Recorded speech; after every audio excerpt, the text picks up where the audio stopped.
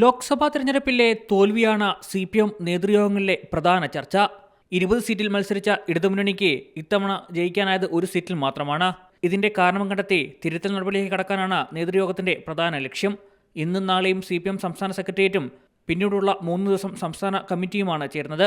പ്രകാശ് കാരാട്ട്, സീതാറാം യെച്ചൂരി തുടങ്ങിയ കേന്ദ്ര കമ്മിറ്റി അംഗങ്ങളും യോഗങ്ങളിൽ പങ്കെടുക്കും. CPM വോട്ട് ചോർച്ച, സംഘടനാപരമായ വീഴ്ചകൾ, ഭരണവിരുദ്ധ വികാരമുണ്ടായോ തുടങ്ങിയ പ്രധാനപ്പെട്ട കാര്യങ്ങളാണ് യോഗം പരിശോധിക്കുക. മുഖ്യമന്ത്രിക്കും കുടുംബത്തിനുമെതിരെ ഉയർന്ന ആരോപണങ്ങൾ തിരഞ്ഞെടുപ്പിനെ ബാധിച്ചോ എന്നതും നേതൃയോഗം പരിശോധിക്കും.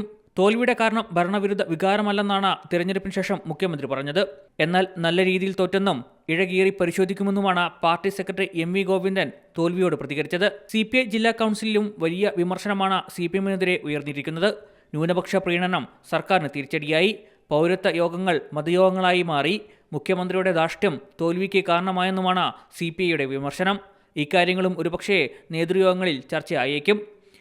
ആലത്തൂരിൽ നിന്നും ലോക്സഭയിലേക്ക് വിജയിച്ച മന്ത്രി K രാധാകൃഷ്ണന് പകരം ആരും മന്ത്രിയാകുമെന്ന കാര്യവും ഒരുപക്ഷേ ഈ നേതൃയോഗങ്ങളിൽ ചർച്ചയായേക്കും.